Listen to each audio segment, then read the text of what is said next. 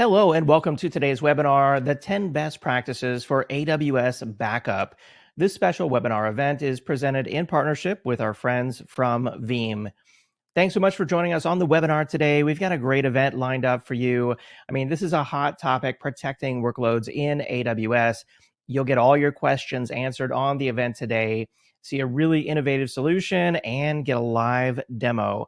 So before we get started, there's just a few things that you should know about the event. My name is David Davis of Actual Tech Media, and I'll be serving as the host and moderator. We always want these events to be educational, so we encourage your questions there in the questions pane of the audience console. Many of you have already said good afternoon and hello, and we love to see those kind of comments and salutations, but we also want your technical questions on the presentation today. So keep those questions coming throughout the presentation and demo, and we'll be doing our best to answer all of those questions in the live Q&A session at the end of the event. We even have a best question prize, which I'll talk about here more in just a moment. But first, I want to call your attention there to the handouts tab. It's there that you'll find 3 different links. One is for Veeam Backup for AWS Free Edition.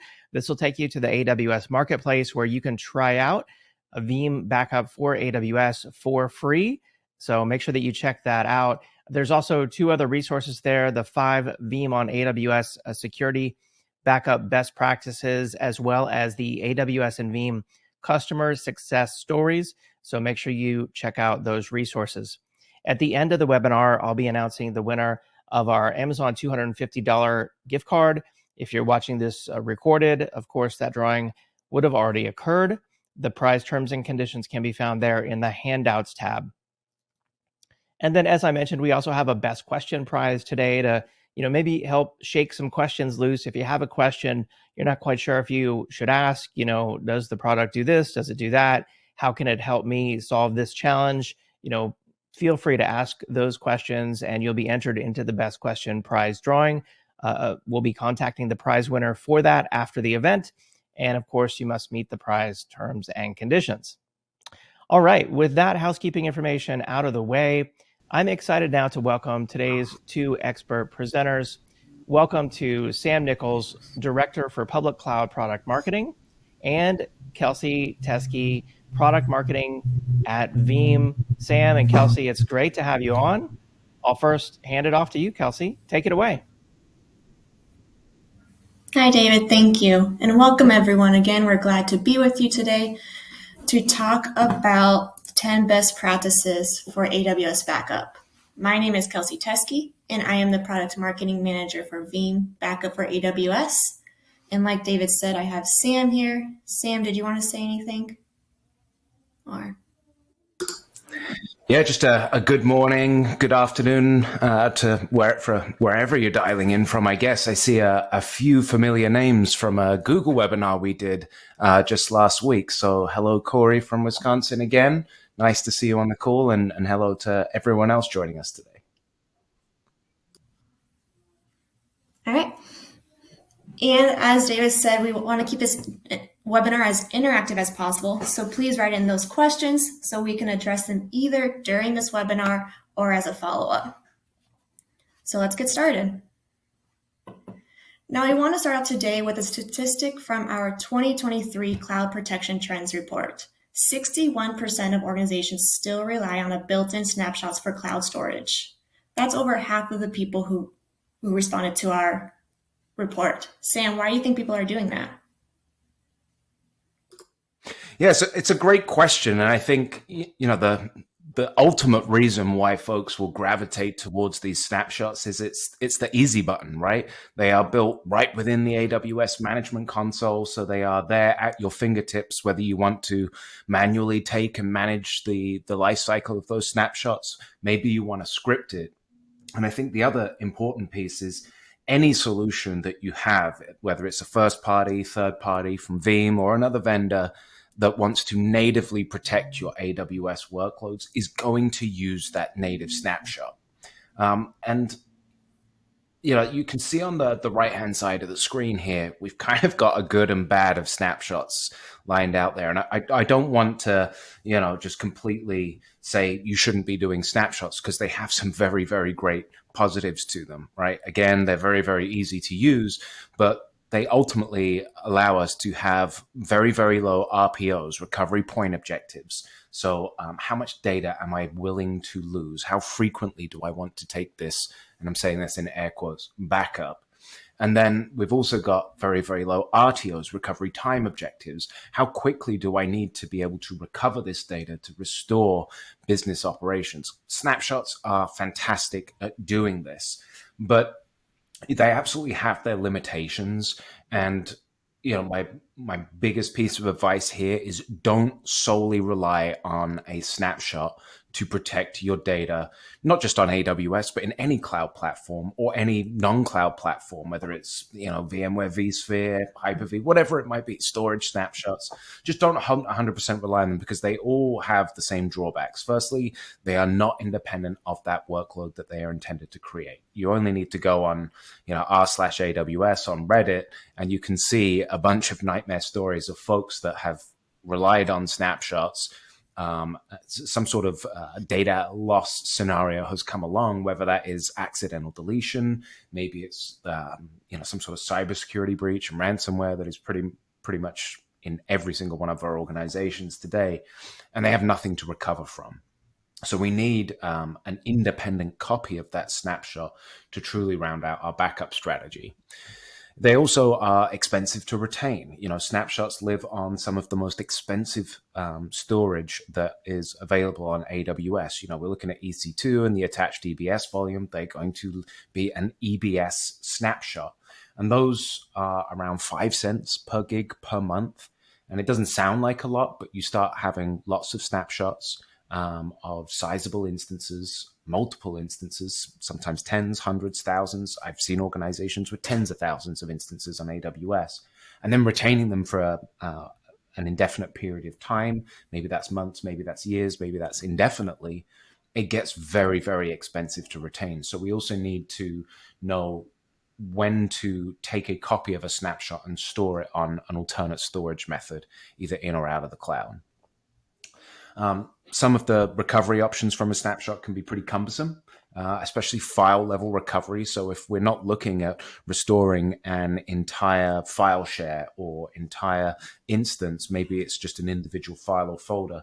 Doing so from a snapshot is a lot of manual processes. It's about 10, 11, maybe it's even 12 different steps to get that file out and back where you want it. So it can be a bit of a pain there. And then the final piece is ultimately they're a point solution. We know that the vast majority of organizations are operating in a hybrid or multi-cloud model. Only 4% of organizations will sole source the entirety of their IT strategy on a single platform, whether that is AWS or otherwise. 96% now are utilizing hybrid or multi-cloud strategies. So snapshots, again, great for AWS, but what do you do for your Azure environment? What do you do for your on-premises footprint or those at the edge or in co-locations? You start to have multiple different tool sets for multiple different vendors to manage, and that can just be a pain. So again, I'm not saying that you shouldn't be relying on snapshots because they've got some great pros and they're a great first line of defense when it comes to data protection and security, but they shouldn't be the be-all, end-all when it comes to backup. So Kelsey, why don't you walk us through some of the 10 best practices that we're going to be advising before we start heading into demos and how to put those best practices into play. So like Sam said, you need more than just snapshots. And similar to any big project, you need to plan ahead when designing your strategy. You need to clearly define your RPOs, RTOs, and what the retention and compliance policies are for your data. RPOs are the recovery point objective that will help you determine how often your data needs to be protected. This is important because if your backup is protected daily when it should be done hourly, then you might be in some trouble when you have to recover your data. Recovery time objective, or RTOs, is the amount of time your organization can handle to restore everything from an outage to a data loss. So how long can you go until your organization no longer has business continuity? That's something you need to ask yourself as you try to determine your RTO. And another aspect you need to think about is what type of backups you will use. Sam talked about snapshots, but there are other options such as backups, replications, to name a few. It just depends on what type of data you are backing up, how you want to recover it, and what is in your compliance policy. So to help you get started, some general questions you can ask are, what is the restore timeline? Is it longer than what is acceptable for your organization? Will you need to restore your whole database, or can you do an individual file restore in some instances? Are you storing your data in the correct storage tier to be as cost effective as possible? And once you answer some of these questions, you can start to talk about security, because we all know that ransomware and cyber attacks continue to grow every year. Sam, what are some of the best practices you can do for security? Hey, we double advanced. I'm going to let you do the slide moving so we don't do that. But yeah, I mean, as I mentioned before, ransomware is pretty rife. I believe our data protection trends reports show 85% of organizations have had some form of unauthorized access into their environment in the last 12 months, at least once. So, it's not a case of if, it's a case of when, but also a case of like how many times. It's not a one and done thing. Ransomware is ultimately relentless, so you need to be relentless in your security. Now, I understand that there's kind of, at a high level, there's two ways that we can address security, right? There is the preventative piece. How can we stop these bad guys or these malicious actors from getting into our environment? But then also there's the remediative side of things. And this is really where backup comes into play. How can I guarantee that I can remediate a successful attack? Because again, these bad guys have a seemingly infinite amount of attempts to get into your environment, and you have to be right every single time if you're going to successfully prevent them from getting in.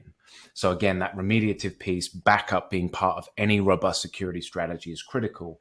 But it's not just enough to say, I've backed up my data and we're good. There's a multitude of best practices just within this that you need to follow. And there's actually a resource in the handout section that will help you identify these. But at a high level, firstly, looking at logical separation. In the on-premises days, we wanted to physically separate our backups from production. But in the cloud, that can kind of become difficult because we don't necessarily own or have full visibility into the infrastructure. So we need to start looking at logical separation.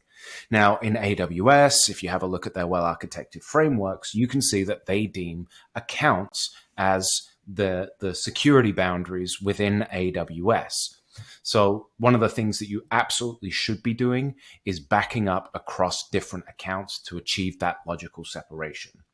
A lot of Veeam users will create a dedicated account just to house the Veeam appliance and the backup data, and then point that to one or more production accounts and make sure, again, that they back the data across these accounts. So if production is ever compromised, the backup is much, much less likely to be compromised. And that's wholly due to the second bullet point, which is around access management.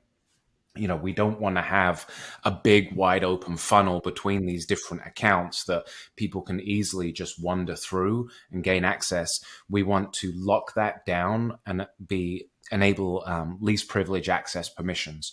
So we can do that primarily by way of IAM roles in AWS, identity and access management roles, whereby very, very specific people or very, very specific technologies have very, very specific roles applied to them. They don't kind of have this blank canvas. And again, that way, that can help mitigate the chance of any sort of malicious actor getting across this security boundary. We also want to, restrict access to different technologies as well, whether that's through things like role-based access control. Into the Veeam appliance itself, and I'll show that in the demo, as well as things like multi-factor authentication. So really helping get around those like man-in-the-middle attacks, brute force attacks. And then the two other pieces that, they don't necessarily go hand in hand, but everyone should be doing them, is around encryption and immutability.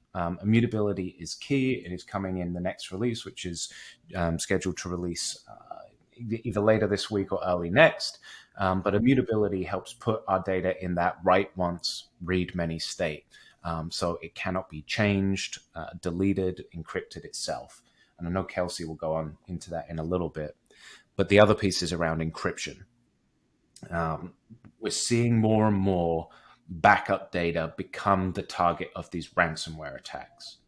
And when folks realize that they have, when I say folks, I mean the malicious actors realize that, the company that they've targeted is doing their due diligence and, making sure that their backup is immutable, they're now turning to things like exfiltration, right? So leaking or stealing that data and pushing it out onto the web. That might contain sensitive information, personally identifiable information, and that's a big, big challenge that can cost the company a lot of money, both in terms of reparations to whose ever data was leaked, as well as compliance. So encrypting that data, so if it ever is accessed, it cannot be read, is critical as well.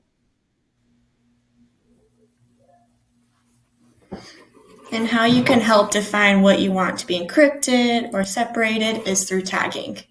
Tagging is one of the most important best practices in classifying your data, because no matter how large your cloud environment is, you should always classify your data, because it not only helps you find what you're looking for, but it can also help you organize your protection, security, and retention policies. For instance, each tag can have a specific policy setting depending on the security and protection needed, the recovery process, and compliancy rules. Some examples on how you can tag is by separating the workloads based on how critical they are. Some workloads are mission critical, while some workloads you don't need to have backed up daily. What the RTOs and RPOs, something you need back ASAP because it's mission critical, while the other ones you can take a little bit longer with your RTO, and by retention periods because of compliance. And once you group your data and applications in a way that makes sense to you, then you can utilize AWS resources like AWS Management Console to help you define and apply tags. And it's worth noting that you can tag up to 80 tags per resource. So you don't have to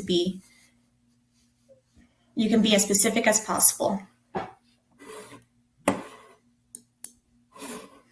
And tagging also can help you with compliance, like I mentioned, because every country and industry has regulatory and corporate standards that they have to follow, and they can be anything from retention timelines to how data needs to be restored, where it needs to be stored, and even if you need to delete your data and when you need to. That is important. And some of the questions you can ask yourself to cover the basics are there laws and regulations that govern how my company protects data? It depends for each country. Some countries have the General Data Protection Regulation, some have the payment card industry, or even what industry, for instance, the Health Insurance Portability and Accountability Act. So be sure to look into what you need to follow. Are there individuals in my organization that can help me understand and achieve compliance? Does my platform and/or infrastructure meet these requirements?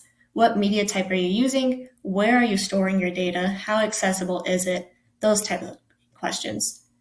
And when should your data ultimately be deleted? Once you know the compliancy requirements and have labeled your data correctly, you can start to automate policies so you can manage the life cycle of your data, because that is really important since everyone wants to free up their time. So let's talk about that with implementation. Now you're ready for implementation, and by doing that through policy-based approach, you will be able to automate many processes and ultimately optimize your backup and recovery plan. This means no more babysitting your backups. Automating your backups will free up time and resources, which will allow you to focus on other priorities. Because if we're honest, managing your backups is not the most exciting part of your job, nor do you want to have to do it every single day. So this is really helpful. And we all know that being in compliance and proving it can be a challenge. Automation can help ensure that everything is accounted for and provides the reports that you need. So if somebody asks you if something's backed up, you can easily provide that with them with the report. And it can also help to eliminate the challenges of shadow IT. By having automation in place, you will make sure that any new data will be deployed, secured, and tagged correctly. So if somebody deploys something that the organization does not know about, it will still be secured correctly, not putting your whole workload or your environment at risk. And lastly, which is most important to some, is optimizing your cost. By automating the life cycle of your backups, you can make sure the data applications and workloads move throughout your environment in different storage tiers without the fear of overspend or getting that bill shock at the end of the month. Because with a policy-based approach, It should be a set it and forget it situation so you can focus on other priorities of your job or other strategic focuses you have. But once you have all your data implemented, your strategy set, how do you recover your data if you need to do that? Sam, do you want to talk about that? Yeah, absolutely. And it's a great question, right? I think when everyone talks about backup, they talk about that backup piece of it. And oftentimes we overlook the recovery piece. And that's where it really matters, right? How can we get things back to normal as quickly as possible? It's almost like insurance, right? It's almost you got an unhappy look on your face when you're paying a good amount every single month to an insurance policy that you hope that you never need. But when it comes time to actually making a claim and putting yourself back in the same situation as you were before, let's say an accident or whatever it might be, like, boy, are you glad that you've got someone that makes it as easy as possible to get you there. And that's really the same thing when it comes to recovery, right? So we want to be considering, in terms of our selection of our tool, how quickly is that tool going to get me back online, and how flexibly can they help me recover as well, right? So that's really like the how and the where. So the first piece around the how is full and file level. We mentioned it a little bit earlier, but if a piece of data were to go missing, again, maybe because it was accidental deletion, maybe it's corruption, who knows what it is, do you really want to go through the rigmarole of recovering an entire instance just for that individual file or folder? Probably not. It's a lot more effort. It's going to cost more because you pay for every ounce of compute, network storage that you consume in the cloud. And it's going to take a lot longer. Whereas if you can easily isolate that individual file or folder that you need to recover and either download it locally or put it back to where it was in the machine, that's going to make your life a lot easier. It's going to make recovery a lot quicker, and sometimes the outage almost imperceptible. The other piece is the where you can recover. Now, this can be in or out of platform. So in platform, when we do a recovery, do we want to put that data back to where it was, right? So do we want to recover an entire instance or a file in place of what was there initially? Sometimes, absolutely, that's the case. Sometimes, though, you want to recover it as a new instance or, again, download the file locally. That might be because that account has been compromised, or maybe that AWS region is down. So being able to recover not only to a different account or a different region, but an entirely different platform can help not only in recovery scenarios, but in migration ones as well. We have a number of organizations that use Veeam to take data that is protected on premises, maybe it's an on-prem virtual machine, and recover that into AWS because, I don't know, the data center flooded, or because they're just increasing their adoption of AWS, and what was once running on premises, they now want running in the cloud, right? A migration is just a planned recovery with no failover back or fail back to its original location. So truly having that flexibility to recover what you want, how you want, where you want is going to be massive in terms of not limiting your scope today, as well as not limiting your scope in the future, because who knows what the future is going to hold and what requirements, mandates come from upper management in terms of what platforms we're using. Good question.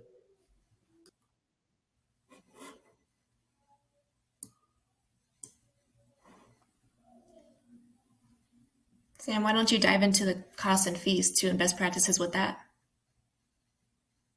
Yeah, sure thing. I mean, I just mentioned that, the cloud isn't a charity. Everything that you do in the cloud costs money, whether that is API calls, whether that's compute, storage, networking, traffic, and costs across different regions. Like truly understanding when and where a cloud provider is going to charge you is going to help you avoid that big thing that Kelsey mentioned earlier, which is bill shock.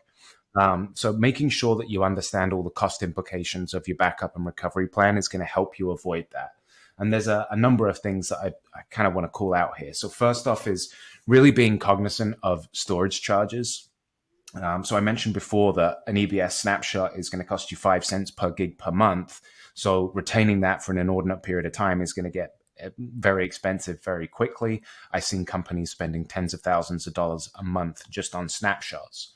But understanding what other storage options I have is going to really help me meet my retention goals still, but do it at a much, much lower rate. So the next best thing is going to be things like object storage, Amazon S3. We almost cut our data in half, or sorry, our charge in half by going to S3. That is 2.3 cents per gig per month. And then, S3 has multiple different tiers within it. You can go right down to things like Amazon S3 Glacier, Deep Archive, which is fractions of a cent per month per gigabyte. So I can still meet my retention requirements. Let's say it's healthcare where we have to keep data for 7 years, but instead of doing it on something that is 5 cents per gig per month, I'm doing it at literally fractions of a cent per gig per month. There's some trade-offs there, right? There can be fees in terms of data retrieval. The data retrieval can take longer, but as data ages, like what's the likelihood of you needing to recover a file that's 4 years old? Very, very slim. It's likely still there because of things like compliance mandates. So that's a huge one. Another one is understanding when AWS charges for things like traffic. And that's typically across different regions. So you want to do all of your data movement typically within region unless absolutely necessary. So anything in US East 1 is being backed up in US East 1, still a different account. Again, unless absolutely necessary, because that's when AWS are going to start to charge for that cross-regional traffic. And then compute as well, right? Backup consumes compute. The way Veeam does it is by means of something called a worker. These are transient beta movers that live on EC2 instances that will perform the backup and recovery tasks, making sure that those aren't just running all the time if they're not doing something. That transient nature means that they're dynamically spun up when they're needed. They perform their task and they're terminated automatically once they've completed their task. Is again going to help you compete or keep those compute costs much, much lower. So again, you can almost have your cake and eat it and free up what you would be spending on, let's just say, snapshots alone, and start investing that in other areas of the business, other technologies. We've had numerous companies that save inordinate numbers of money, and then they choose to go and invest that in, I don't know, like a data lake or something like that. So metering costs and fees are incredibly important to understand and be cognizant of before you implement your backup strategy so you don't have any surprises.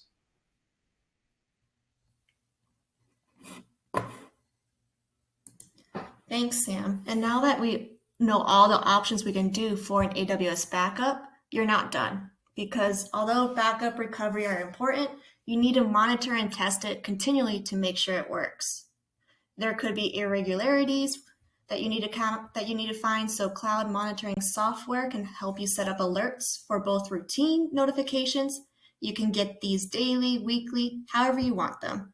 And they will let you know if the backups were completed successfully or unsuccessfully. And then when an event happens or an incident happens. That way you can solve the issue when it comes up quickly rather than waiting till you review the backups on your own. Plus, with these alerts and cloud monitoring software, like we discussed earlier, you would use them to run reports so you can be in compliance. But even if you set up the alerts, set up the monitoring, you still need to test your backup, because even with the best backup, there could still be issues. You won't know if it truly works until it's tested. So be thorough with your tests and have them range from anywhere from accidental deletion, human error, to a cyber attack, a natural disaster, or even an AWS outage. You won't know what can happen, so you need to be prepared. And you need to test for everything, not just for the processes, but how each person will respond. Muscle memory is a good thing for this, so the more you practice, the more people will know how to respond, because no matter how small the scenario is, it could have a lasting impact on your organization. So once you have implemented your backup and recovery strategy and tested it, you still need to be up to date on the latest ways to improve and secure it against the ever-evolving cyber threats.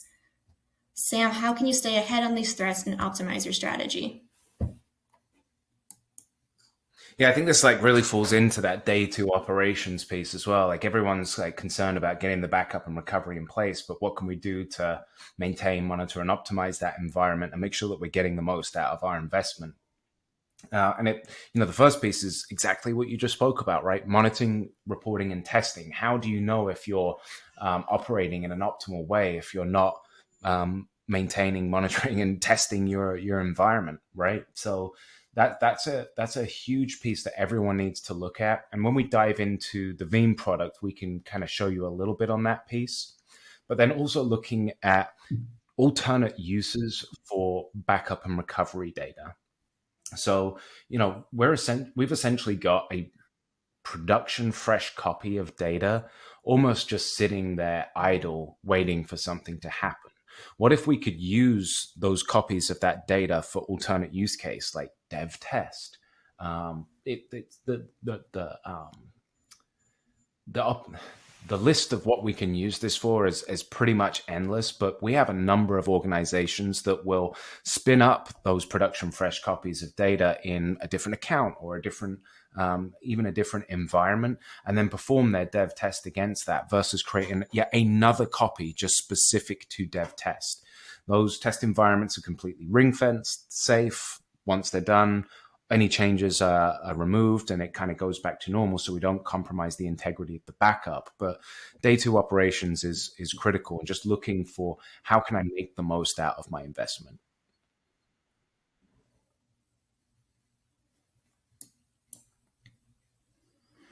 And then do you want to talk about hybrid cloud, multi-cloud and all that?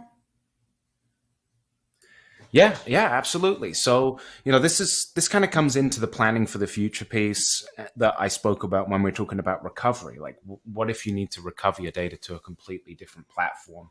And it also draws from the, 90+% of organizations that are operating in a hybrid multi-cloud manner.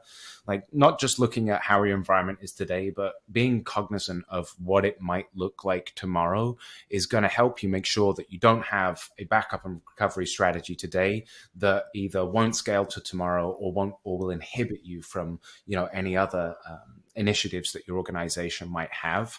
Veeam, we've long been able to protect virtualized environments, as you guys know, but the list of what we can protect is pretty much endless. All the different flavors of hypervisors on-prem, vSphere, Hyper-V, AHV, RHV, the volume of physical data that we still have on Windows and Linux servers, as well as workstations. Speaking of workstations, you've got Mac, you've got enterprise applications, you've got all these different workloads in the cloud, like Amazon EC2, RDS, EFS. You've got your VPCs that need protecting. Just a second.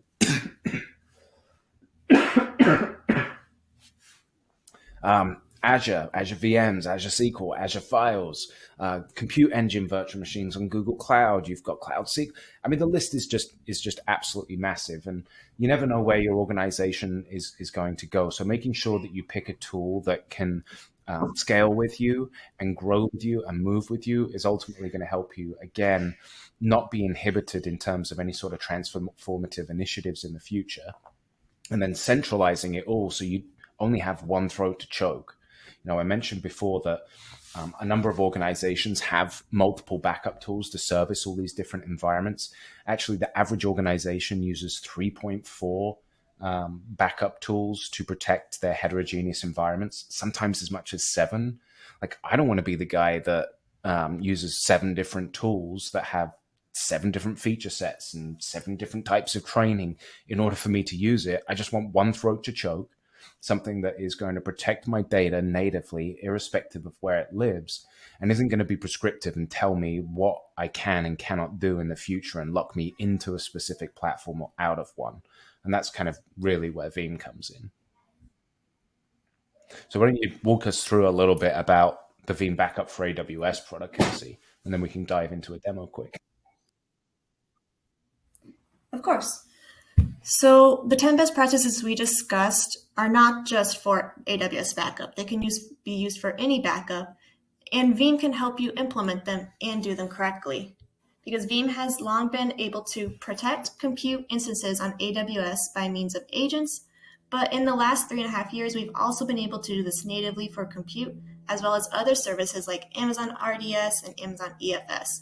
Irrespectively of which service or services that you're looking to protect, Veeam will always deliver across these 3 pillars: relentless security, for your backups, fast and reliable recovery, and all without zero compromise. Let's dive into each of these before Sam does that demo. All right, for relentless security, backup should be a part of any robust security strategy, and to do this right, you should be adhering to the well-architectured frameworks that utilize these parts. By leveraging AWS accounts as security boundaries to isolate your backup data from production. So if production is compromised, the backup will remain untouched. Remember we talked about isolated backups earlier? And of course, we must be regulating access between these accounts. And we can do this by way of AWS IAM roles. We should always entitle people and technologies with the minimum amount of privileges required to do the task, so least privilege access. And finally, immutability and encryption. We'll be launching immutability shortly with Veeam Backup for AWS v6 to help ensure that your backup data is in a worm state and to prevent it from being encrypted, overwritten, or deleted. We will also encrypt your backups by the way of AWS KMS to hinder any data theft and exfiltration attempts.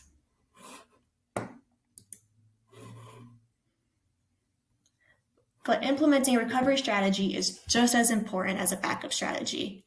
We cannot emphasize it enough. So if you cannot recover your data the way you need to and how you need to, then you have an issue.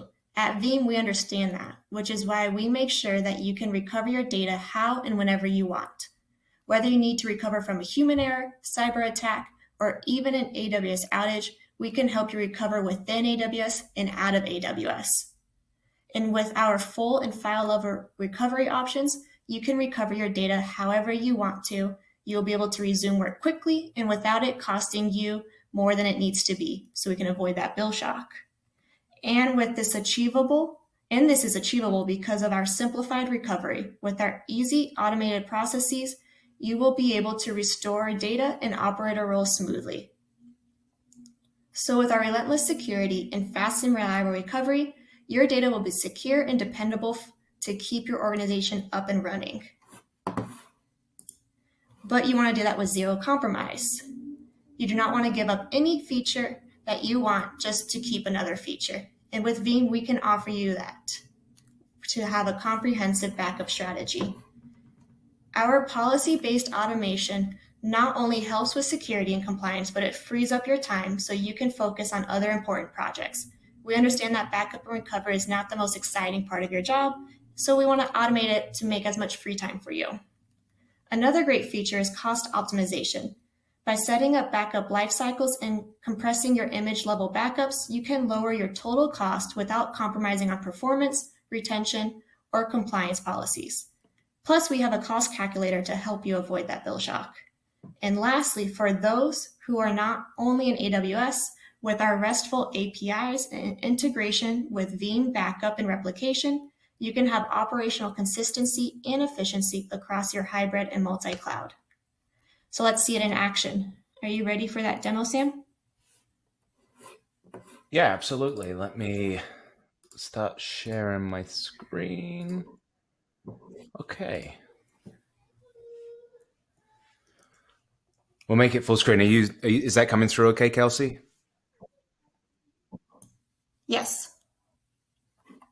Okay, perfect. All right, so this is essentially what you're greeted with when you start using Veeam Backup for AWS and you've got it deployed. Deployment is very simple, takes 5, if not most 10 minutes to do directly from the AWS marketplace. You can configure that based on like whatever EC2 instance you want it deployed on, based on the size of your environment. Always head to bp.veeam.com, which stands for bestpractices.veeam.com, if you want some pointers there. But essentially, it's all run off of a web-based UI, and we can log in very, very easily.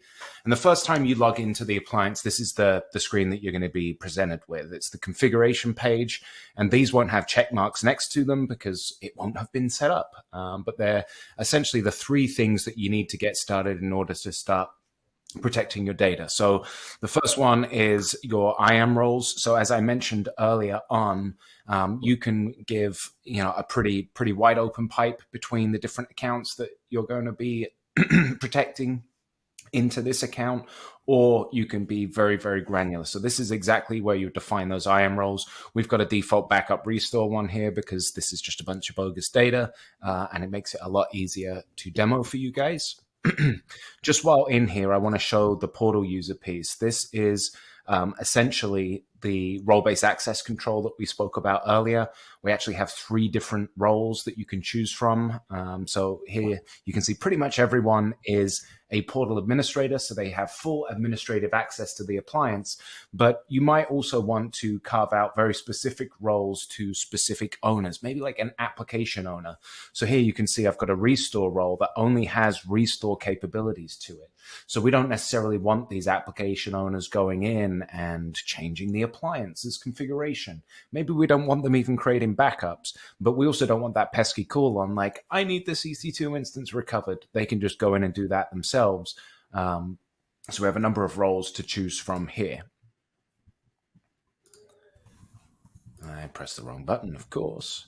The next piece is the workers, and that's what I was talking about earlier on. These are those dynamic data movers that live on EC2 instances.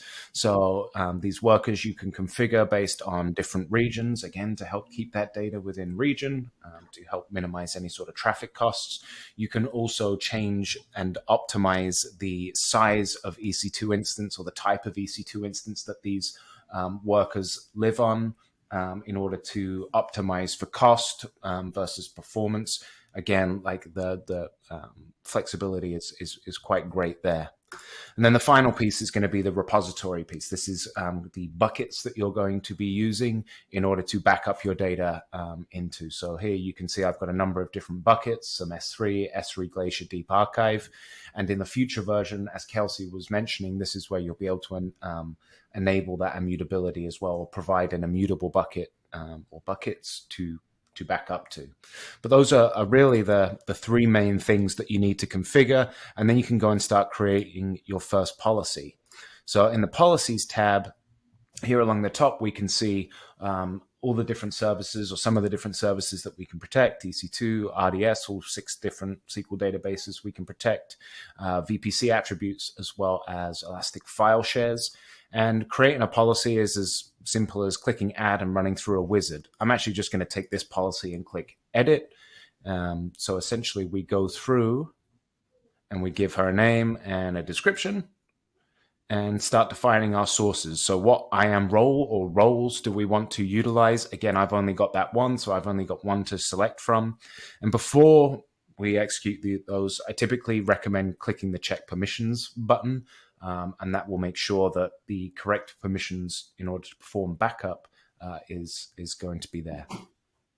The next piece is the regions, like what region or regions do we want to protect? This one I've only got US East Virginia, but I could easily select any or all of the available regions and apply this into the bucket or into the policy.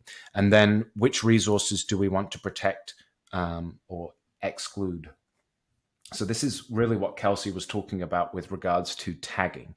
Now, I can choose to protect all resources within those 2 regions, or I can protect only specific resources based on the instance's name and ID, so you can see all of the different instances, or I can do it based on those tags. So you can see a number of tags that we have available here, but what we see a lot of folks doing is building like gold, silver, and bronze policies with different RPOs, RTOs, and retention periods, and then having those tags associated with those policies so data is protected appropriately. And then some other folks then might just choose to protect all resources across all regions to help with some of the challenges of things like shadow IT. That's one of the big challenges with the cloud, right? Anyone that can create an account on AWS and swipe their credit card can start spinning up any number of 200 different types of services. And that data will likely go unprotected. So you can also, or you can define a policy that says all resources. So if they don't fall into, if a workload isn't captured by the gold, silver, or bronze policy, anything else will at least have some degree of protection applied to it. You can also choose resources to exclude as well, instances based on instance or tag as well. And then you can also choose to exclude specific volumes. Next up, you want to define your guest processing settings. So do you want to do application-aware snapshots? So for Windows instances, we use the VSS service. But for anything else like Linux, you can choose to specify specific scripts. You can even write pre and post scripts for Windows instances as well. So you can kind of quiesce any workload there. Then you want to choose your targets. So firstly, the snapshots that we create, do we want to replicate them? So here you can see I've got replication of snapshots turned on. And then we want to start configuring our backup settings. So we take that initial snapshot, we then create an image-based backup that we store on S3. So where do we want to store those? So here you can see what we're storing backups in US East 1 on a bucket in US East 1. We're also choosing to enable archiving as well, which is going to be on S3 Glacier Deep Archive. Again, great for long-term backups because of its cost effectiveness, but there are data retrieval fees as well as some of the associated time components when recovering from much, much less performance storage. I don't know what's going on here. Let's just turn the replication of snapshots off because I'm getting an error there. Now we want to start going and looking at our scheduling. So we can choose to take dailies, weeklies, monthlies, and yearlies. So we can, in the daily settings, we can go in, and if I wanted to, I could say, hey, I could take a snapshot every single hour or a backup for every single hour. How many snapshots do I want to keep? And how often do I want to keep the daily backups for? Same with weeklies, but except you can see it on a daily basis. Monthlies, go figure, it's on a monthly basis, and then it will be the same for yearlies. Do we want to specify specific tag settings for those backups? Any other general settings as well? So if a policy were to fail, how many times do we want it to retry? And then once it's retry, or do we want to enable any notifications? So we can just go, yeah, I want to send notifications to test. That's meant to say at veeam.com, and send me some notifications if I ever get a failure, a warning, or a success. And then the cool piece is around the cost estimation. So we use these list prices available in the Simple Monthly calculator to give you an estimate as to how much this is going to cost you every single month to protect this data. So you can see based on the workloads that I'm protecting in this policy, as well as the settings that I put in, it's going to cost me $1.06 every single month to protect this data. I'm spending 2 cents in snapshots, 63 cents in backups, 12 cents in archives. I've got no traffic costs because I kept it all in region. And then my transactions, which are my API calls, are costing me 29 cents a month. You can also see that $1.06 up in the top right-hand corner, and you can see how this will dynamically change if I choose to change some of my settings. So maybe I want to take backups or snapshots once every hour, and I'm just going to decide to keep 100 snapshots. Oh, that's 200, 100 snapshots. And the backups that I take, like maybe I'm going to keep those for 10 days instead. And I can click apply and go back to the cost estimation. And now I'm at $2.53 per gig per month. So this is completely dynamic. And again, it helps you avoid that bill shock because you can now balance your protection with your budgets and make sure one isn't outweighing the rest. Quick summary, and you can click finish. I'm not going to click finish. I'm just going to discard any changes that I've made. And that's essentially how you protect an EC2 instance or instances, create a policy. Again, that policy-based automation ultimately means now that that's there, it's going to go off and run in the background, and any workload that is captured within those parameters is going to be protected. It's very, very similar for RDS, for VPCs and EFS.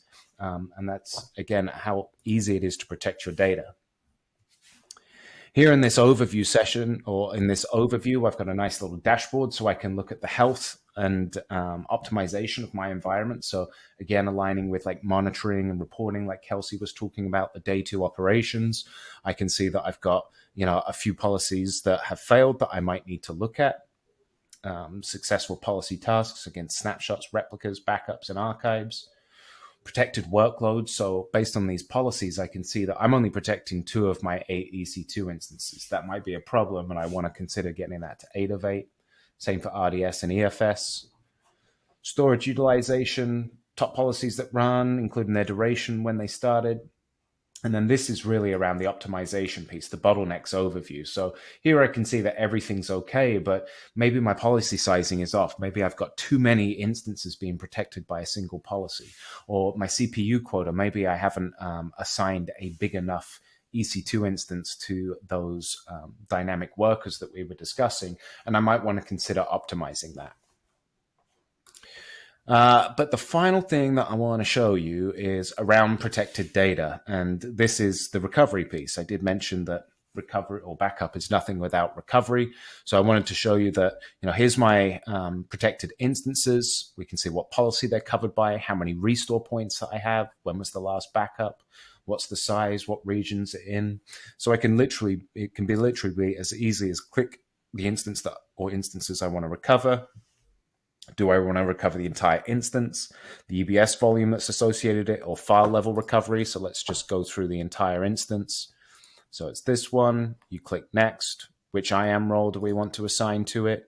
Do I want to recover it to the original location, or do I want to restore to a new location or with different settings so I can pick my region and so on and so forth? Even AWS outposts that I might have on premises. Here you can see that there is actually a configuration issue in place. I don't think it's actually going to let me get past this. But essentially the next piece is providing a reason. It's just a free text field on why I'm performing this restore. Again, a quick summary like we saw in the policy, and then click execute and we'll start recovering the data. The cool piece is really around the file level recovery. So again, similar wizard-based approach when we click file level recovery. And actually, there is something cool in here I do want to show you. So here we can do additional restore mode. So here I can boost the performance of the EC2 instance that those workers are running on, knowing that it's going to cost me additional money, but to get better performance out of the recovery. And then we're just met with, excuse me just a second. We are met with our recovery session, so a URL that we can just navigate to,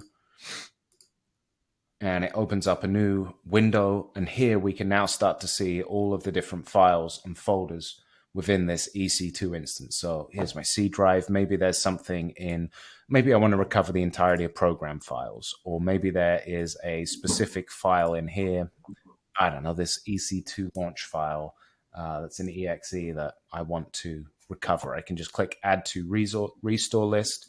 Here we can see all of my different pieces that I want to recover. So I can either choose to download these to the local machine that I am accessing this from now, or I can choose to reinsert those back into the initial instance by way of integrations that we have with AWS Kinesis. So that, again, just makes the file level recovery that much easier. Again, it's completely browser-based and searchable, so it's really easy to find those specific files. And as you can see, completely wizard-driven, so just a few steps. And I think the final cool thing that I want to show you, which a lot of folks overlook, is around the VPC piece. So here I'm protecting the VPC. Again, you can see I have several different restore points, but here I can choose to recover the entire VPC or the selected items. I can choose to export the entire VPC or the selected items, or I can choose to compare specific statistics within that backup compared to how the actual VPC settings are right now. We know that if someone goes in and changes a VPC attribute, that can bring your whole environment crashing down. So instead of trying to figure out what it is, this is actually going to show you. So here I can select my latest restore point, and here I've got the toggle of showing only my changed attributes, and nothing's changed because nothing's gone wrong. But if I turn that off, we can see all of the different resource attributes that are within the backup versus what's in production right now. And that is how easy it is to do it from a VPC perspective. So I hope that gives you like a good overview of the Veeam product. Let's go into some of the Q&A and see if we've got any questions that have come through. Absolutely. Yeah, we got a lot of great questions coming through. That was an excellent demo. Thank you so much, Sam. Let's see where to start with the questions. I guess I'll go ahead and start with this one. There's a lot of great questions out here, but Big one, exciting news. I'm thinking, when is Veeam Backup for AWS v6 going to launch? Oh, that's Kelsey's wheelhouse. We'll let Kelsey. Kelsey's the PMM for that product. So why don't you tell us? So that is going to launch shortly, possibly sometime next week. Awesome. Yeah. Fantastic. And that does Wow, include that's the new fast. immutability piece as well. Very cool. Yeah, there's a few Yep. questions So in here anyone about that's actually immutability as utilizing, well. Go ahead, Sam. sorry, I think we're all talking over one another. David, why don't you go ahead? Oh, I said that's exciting. Next week, immutability, that's a big new feature. There's a number of questions in here about immutability. How does one go about getting their hands on the exciting new v6 when it comes out?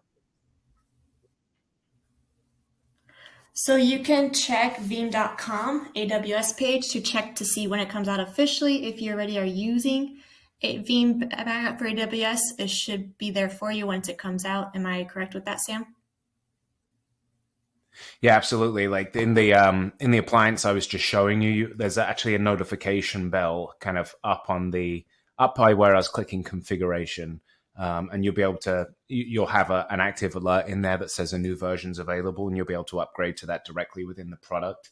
But then, like Kelsey says, like keep an eye out on Veeam.com as well as the AWS marketplace.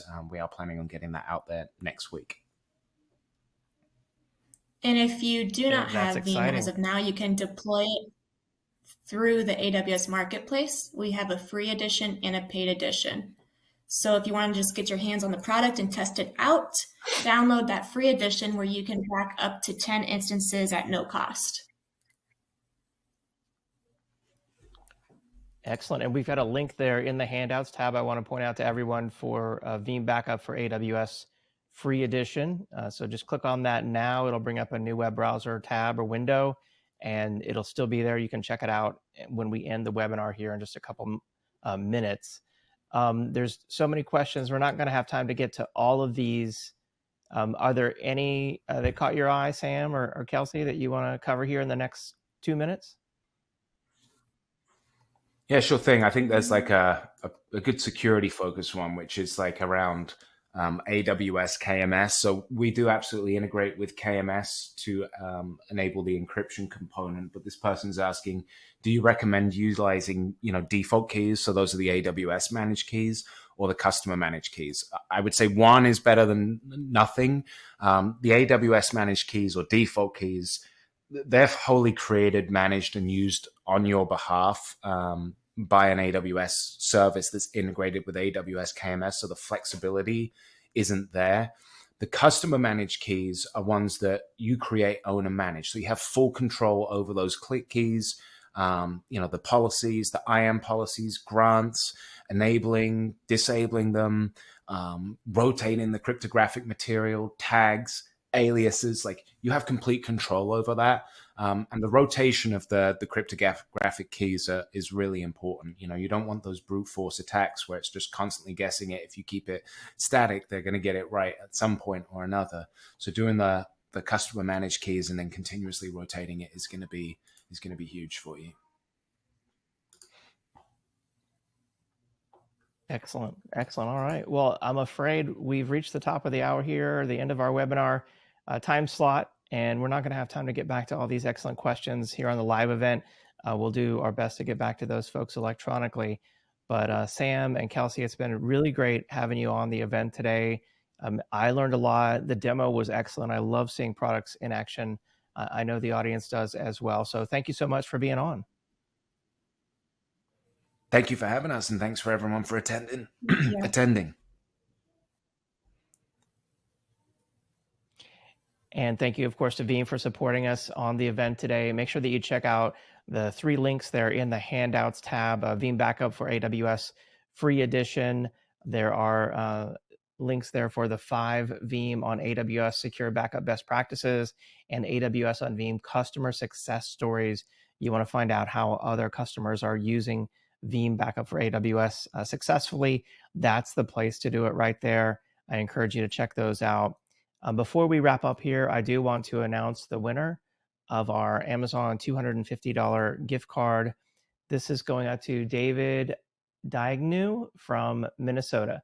Congratulations. We'll reach out to you to deliver that gift card, and we'll also be picking our best question prize winner here after the event and selecting and contacting that person as well. So thank you to everyone who joined us on the webinar. We'll see you next time. Have a great day.